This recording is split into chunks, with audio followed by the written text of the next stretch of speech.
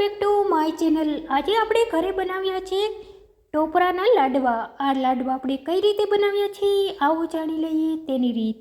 સૌપ્રથમ ટોપરાના લાડવા માટે આપણે 1 વાટકી ટોપરું લેવાનું છે।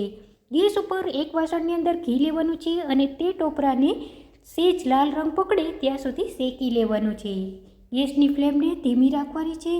હવે તેની અંદર ખાંડ ઉમેરી દેવાની છે અને અડધો ગ્લાસ પાણી ઉમેરી દેવાનું છે। જ્યાં સુધી પાણી સુકાઈ ન જાય ત્યાં સુધી તેને હલાવતું રહેવાનું છે। વચ્ચે વચ્ચે ચમચો ફેરવતો રહેવાનું છે અને તમે જોઈ શકો છો ફ્રેન્ડ કે ટોપરાનું એકદમ ખીણ સરસ છૂટું પડી ગયું છે। હવે તે ઠંડુ થાય ત્યારબાદ તેમાં કાજુ બદામ ઉમેરી અને તેના લાડવા વાળી લેવાના છે। ફ્રેન્ડ, ટોપરાના લાડવા જ્યારે તમે ફરાળી કરવાના હોય ત્યારે પણ તેને ખાઈ શકાય છે।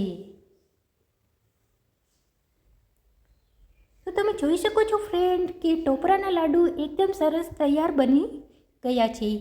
જો તમને મારો વિડીયો પસંદ આવ્યો હોય તો મારા વિડીયોને લાઈક કરજો, શેર કરજો અને મારી ચેનલને સબસ્ક્રાઈબ કરજો। એકદમ સોફ્ટ ટોપરાના લાડવા બન્યા છે।